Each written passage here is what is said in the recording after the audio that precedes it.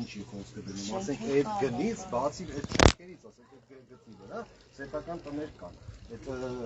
ռեստորանի Շենգավիթի ռենեսանսի տարածքը, այդ բոլոր այդ բնակիչները ասենք կարան օգտվել այդ տվյալ երկրի։ Ինչի համար չանենք այդ մի բանը, որ եթե մի մարդ արայնեղություն կա 100 մետր ավել քայլի, մինչդեռ չհասնի հենց անձամբ գործարանի մետրո։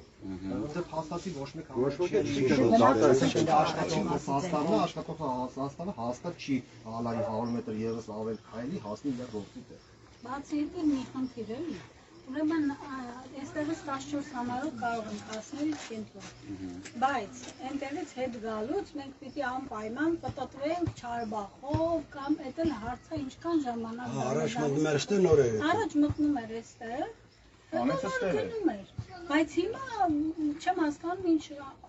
անհասկանալի մարշրուտ են արել։ 14 համար է այստեղից ասենք Չարբախից գալիս է մտնում է այստեղ։ Սա գալիս, բայց հետադարձ ճանապարհը գալիս է, պիտի գնա Չարբախով պտտվի այդ բանի զինվորական այդ բանի մոտով, նոր պտտվի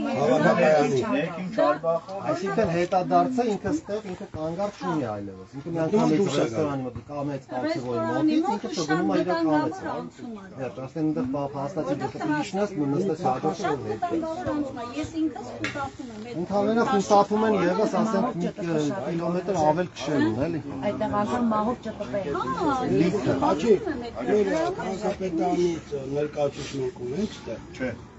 Թաղապետարանից Ոչ թաղապետարան։ դա տրանսպորտի գծով Ոչինչ չէ։ Մենք այդ դրանով չենք, մենք ներկայացնում ենք ումերոսներից ոչ մեկը չկա։ Չեզոք պատասխան։ իրանք չէ, այնպես մեր